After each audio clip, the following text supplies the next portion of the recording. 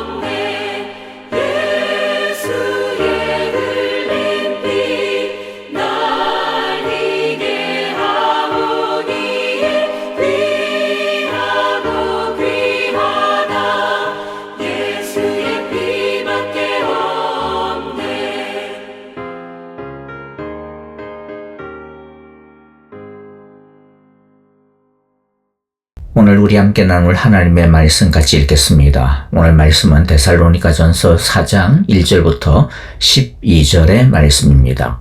1절부터 한 절씩 같이 읽겠습니다. 그러므로 형제자매 여러분, 끝으로 우리는 주 예수 안에서 여러분에게 부탁하며 권면합니다. 여러분은 어떻게 살아야 하며 어떻게 하나님을 기쁘게 해드려야 할 것인지를 우리에게서 배운 대로 하고 있으니 더욱 그렇게 하십시오. 우리가 주 예수의 이름으로 무슨 지시를 여러분에게 내렸는지를 여러분은 알고 있습니다. 하나님의 뜻은 여러분이 성결하게 되는 것입니다. 여러분은 음행을 멀리하여야 합니다. 각 사람은 자기 아내를 거룩함과 존중함으로 대할 줄 알아야 합니다. 하나님을 알지 못하는 이방 사람과 같이 세욕에 빠져서는 안 됩니다. 또 이런 일에 탈선을 하거나 자기 교우를 해하거나 하지 말아야 합니다. 우리가 여러분에게 전에도 말하고 경고한 대로 주님께서는 이런 모든 일을 징벌하시는 분이시기 때문입니다. 하나님께서 우리를 불러주신 것은 더러움에 빠져 살게 하시려는 것이 아니라 거룩함에 이르게 하시려는 것입니다. 그러므로 이 경고를 저버리는 사람은 사람을 저버리는 것이 아니라 여러분에게 성령을 주시는 하나님을 저버리는 것입니다. 교우들에 대한 사랑을 두고서는 여러분에게 더 쓸 필요가 없겠습니다.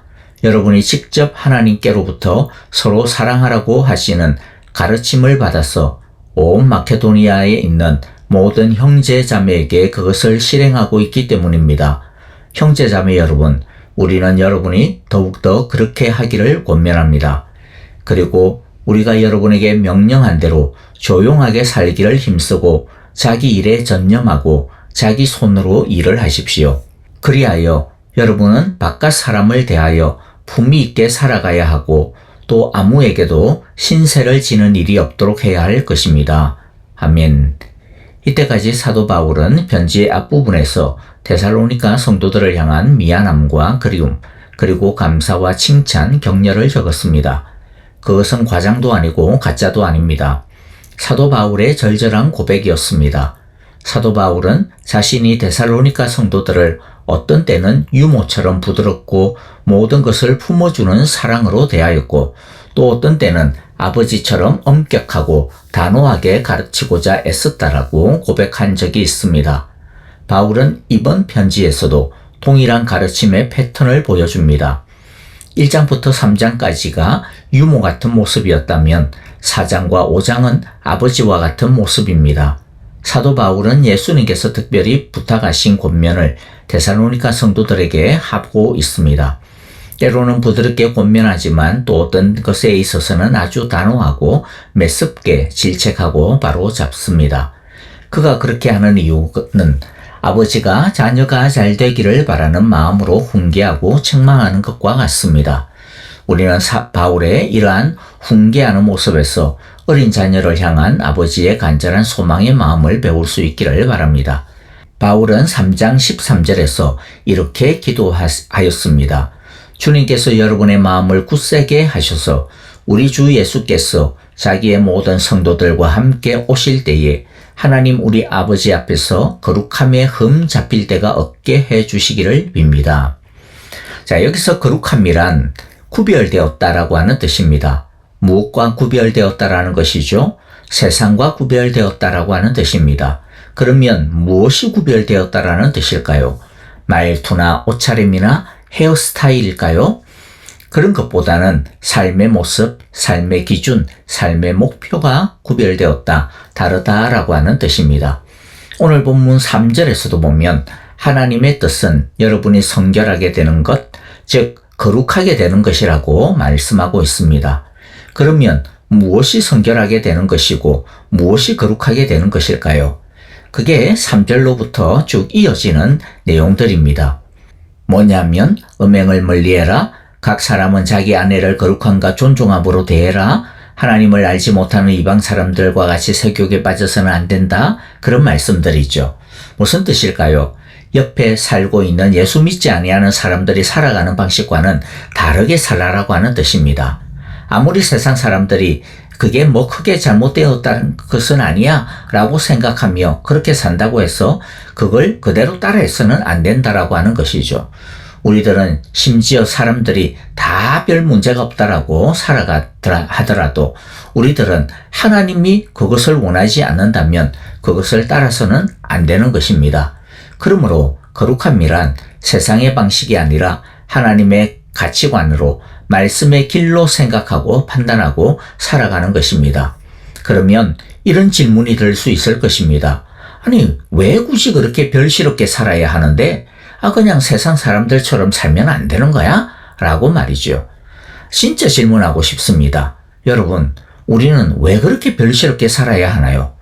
바울은 그것을 7절에서 알려주고 있습니다. 읽어보면 하나님께서 우리를 불러주신 것은 더러움에 빠져 살게 하시려는 것이 아니라 거룩함에 이르게 하시려는 것입니다. 하나님께서 우리를 불러주신 것, 무슨 뜻이에요? 쉽게 말하면 하나님께서 우리를 구원하신 것은, 하나님이 우리를 당신의 자녀 삼아주신 것은, 그러면 그것이 뭐라는 겁니까? 그 목적이 무엇이라는 거죠? 왜 우리를 구원하셨다라고 합니까? 더러움에 빠져 살게 하시려는 것이 아니라 거룩함에 이르게 하시려는 것이다.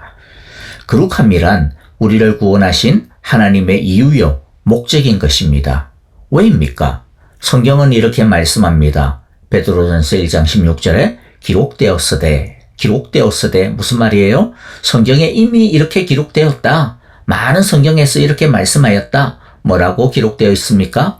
내가 거룩하니, 즉 하나님이 거룩하니 너희도, 나의 백성인 너희도, 나의 구원받은, 나의 택함받은, 나의 자녀인 너희도 거룩할지어다 하셨느니라.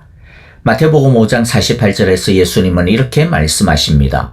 그러므로 하늘에 계신 너희 아버지의 온전하심과 같이 너희도 온전하라. 그러므로 거룩함은 구약 시절에 하나님이 하나님의 백성을 부르신 목적이나 신약 시절에 우리를 구원하신 목적이나 다 똑같다라는 것입니다. 그리고 또 이 말씀은 우리가 어떻게 거룩할 수가 있는지에 대해 알려주시는 중요한 말씀이기도 합니다. 왜냐하면 어떤 사람들은 거룩함을 이룬다라고 하는 것을 자기 자신이 무엇인가를 거룩함을 위해 노력해야 하고 달라져야 하는 것이라고 자신의 일이라고 생각하기 때문입니다. 그런데 거룩하게 되는 것, 거룩함에 이르러야 한다라고 하는 이 말을 잘못 생각하면 안 됩니다. 우리가 어떤 도덕적인 노력이나 선행, 덕을 많이 쌓으면 성결하게 될 수 있다. 거룩해질 수 있다. 그러니까 열심히 덕을 쌓아야 된다. 열심히 수양해야 된다. 그런 뜻이 아닙니다. 우리는 쇳덩어리입니다. 그래서 우리가 아무리 노력을 한다라고 해서 하나님 앞에서 깨끗해질 수가 없습니다. 물론 사람들 보기에는 깨끗해진 것처럼 보일 수 있을지 몰라도 하나님 앞에서는 택도 없는 일인 거죠. 우리의 선행이나 노력으로는 하나님 앞에서 거룩해질 수 없는데 하나님은 우리를 거룩하다라고 해주십니다. 7절을 다시 보겠습니다. 하나님께서 우리를 불러주신 것은 더러움에 빠져 살게 하려는 것이 아니라 거룩함에 이르게 하려는 것이다. 하나님께서 우리를 불러주신 것은 무슨 말입니까? 우리가 더러움에 빠져 살지 않고 거룩함에 이를 수 있는 이유가 뭐라는 겁니까? 우리에게 거룩을 이룰 능력이 있어서가 아니라 우리는 능력이 없는데 하나님이 우리를 불러주셨기 때문이라는 것이죠. 하나님이 우리를 거룩할 수 있도록 구원해 주셨기 때문이라는 것입니다. 예수님께서 우리를 거룩하게 하셨기 때문이라는 것이죠. 여러분, 이것을 꼭 명심하시기 바랍니다. 우리는 거룩해졌습니다. 왜냐하면 하나님이 우리를 구원하여 거룩하게 하셨기 때문입니다. 우리는 거룩할 수 있습니다. 왜냐하면 예수님의 피로 우리가 이미 거룩해졌기 때문입니다. 자, 그런데 또 중요한 사실을 우리가 기억할 것이 있습니다. 그것은 우리가 거룩해졌다라고 해서 거룩이 완성된 것은 아니라는 것입니다. 하나님께서 우리를 거룩으로 불러주신 것은 마치 아이로 태어난 것과 같습니다. 성경은 우리가 구원 얻은 것, 그것을 중생이라고도 말씀하죠. 즉 새롭게 태어났다라고도 말씀하십니다. 아이가 태어나면 그 아이는 완전한 사람입니다. 하지만 사람은 사람이되 아직은 사람 구실을 못하는 미성숙한 사람이죠. 사람 구실을 하기 위해서는 아이가 계속 건강하게 자라야 합니다. 공부도 해야 하고요. 사람답게 사는 훈련도 받아야 합니다. 그래야 건강한 사람 구실을 할 수 있습니다. 그것처럼 우리도 거룩한 영적 아이로 태어났습니다. 중생했습니다. 그러나 제대로 하나님의 자녀다운 구실을 하기에는 부족함이 많습니다. 그래서 자라야 합니다. 거룩하게 자라야 합니다. 아이를 바라보는 부모의 소원 바람이 무엇입니까? 건강하게 자라는 것이죠. 멋지게 자라서 자기 몫을 훌륭하게 해내는 사람으로 자라는 것 아니겠습니까? 그래서 건강하게 자라는 아이를 보면 부모는 먹지 않아도 배부르고 아무리 피곤해도 피곤이 다 풀리는 것입니다. 하나님도 우리에 대한 마음이 똑같습니다. 거룩하게 하루하루 자라는 우리 모습을 보는 것이 하나님의 즐거움이요 하나님의 행복입니다. 자, 그러면 어떤 부분에서 우리가 거룩하게 자라야 할까요? 바울은 데살로니가 성도들에게 세 가지 부분을 당부하고 있습니다. 이 세 개가 전부는 아니지만 당시 데살로니가 성도들에게 있어서는 가장 중요했던 세 가지 요소들이었던 것 같습니다. 첫째는요, 성에 대한 거룩의 명령을 하고 있습니다. 3절부터 5절인데 읽어보면 여러분은 음행을 멀리하여야 합니다. 각 사람은 자기 아내를 거룩함과 존중함으로 대할 줄 알아야 합니다. 하나님을 알지 못하는 이방 사람과 같이 세욕에 빠져서는 안 됩니다. 자, 이것은 두 가지의 세부적인 명령을 가지고 있습니다. 하나는 성이라고 하는 것은 하나님이 허락하신 이성 간의 결혼이라고 하는 범위 내에서 사용되어질 때 거룩하다라고 하는 것입니다. 이 세상은 육체적 욕망에 따라 성을 사용하면 된다. 그렇게 가르칩니다. 이런 마인드는 당시 로마 시대나 오늘날도 마찬가지입니다. 그러나 이런 것은 사탄이 인간의 자유에 대한 욕망을 가지고 만들어준 거짓된 프레임입니다. 이것은 우리가 피하고 버려야 할 죄입니다. 또 이 말씀이 우리에게 가르쳐주는 성에 대한 중요한 가치관은요, 성은 하나님이 원하시는 방식으로 거룩하게 사용되어져야 한다는 것입니다. 부부간이라고 해서 아무렇게나 사용해서는 안 됩니다. 서로에 대한 거룩함과 존귀함을 가지고 사용되어야 한다고 말씀합니다. 우리는 부부관계 안에서도 치매, 폭력, 잔인함, 심지어 강간 같은 것들이 일어나는 것들을 보게 됩니다. 그래서 최근에 들어서는 부부관계 안에서의 폭력, 그리고 성폭력에 대한 윤리들을 많이 강조하고 있기도 하죠. 그런데 성경은 지금보다도 2000년 전에 벌써 부부 사이의 폭력과 성폭력에 대한 문제에 대해 그것을 죄로 규정하고 있음을 보게 됩니다. 하나님은 성부와 성자와 성령 안에서 서로 사랑하고 높이고 섬기셨는데 이것처럼 부부의 관계도 다른 어떤 것보다도 서로를 존귀히 여기고 거룩해져 갈 수 있도록 섬겨야 한다라고 우리에게 명령하시는 것입니다. 두 번째 거룩의 명령은요, 교인들끼리 서로 사랑하라고 하는 거룩의 명령입니다. 먼저 9절에 보면 사도 바울은 이미 데살로니가 성도들 너희들이 사랑에 대해서는 잘 알고 있고 또 잘하고 있다. 그렇게 말씀합니다. 그러면서도 앞으로도 더욱 계속해서 잘하기를 바라는 마음에서 이 글을 적는다라고 그렇게 권면한다라고 10절에서 밝히고 있죠.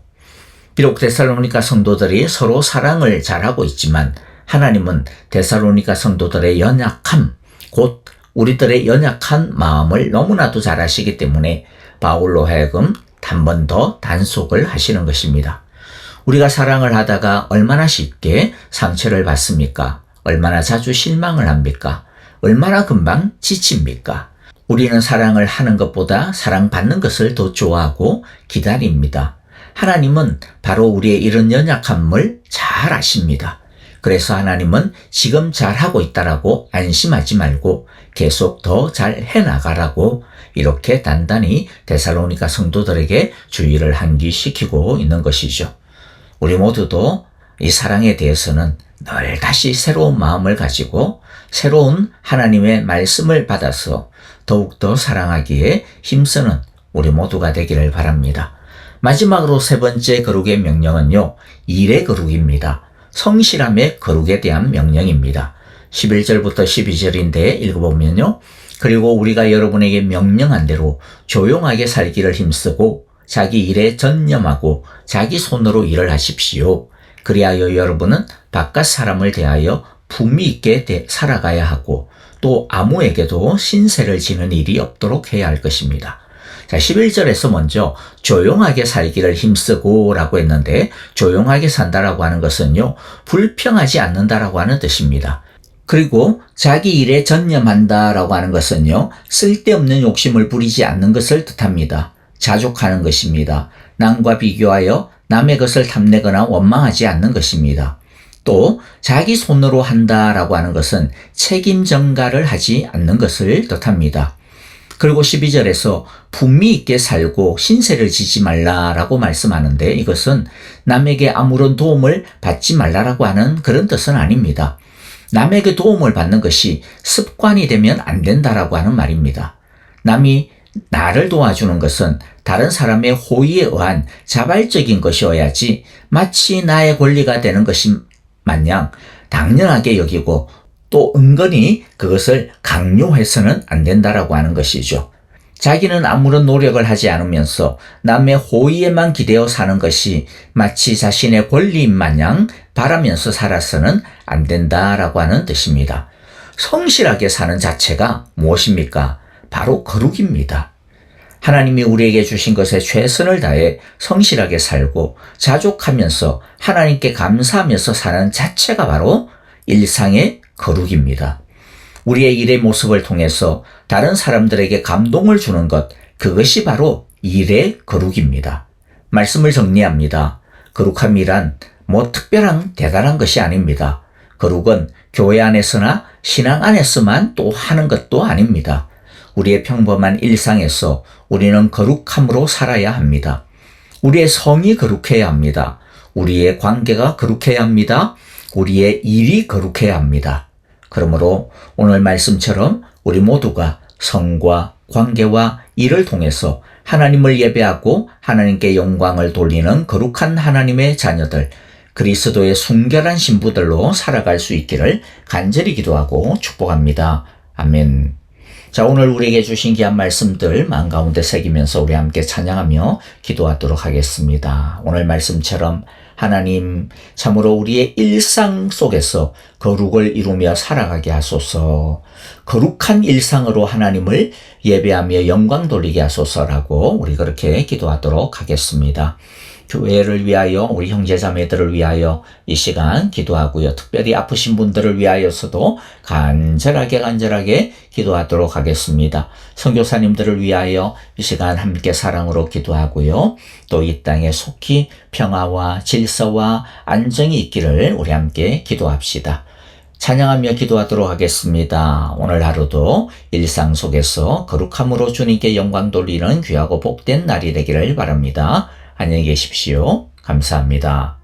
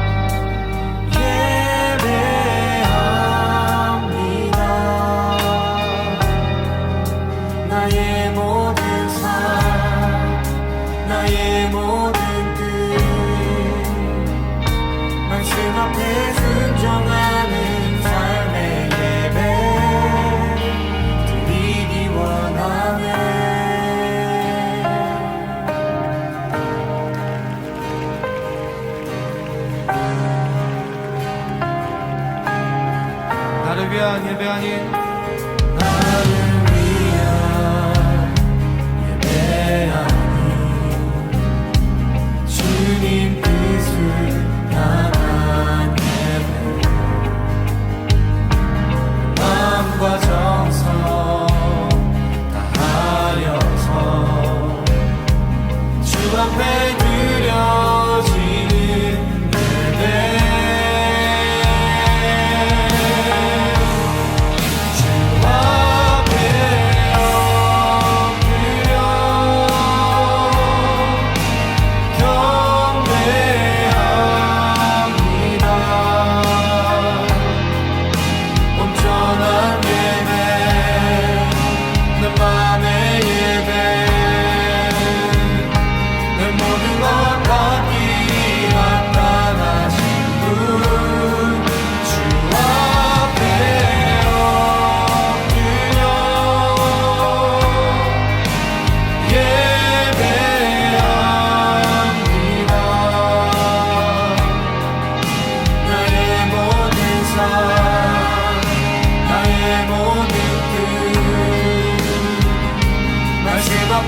순종하리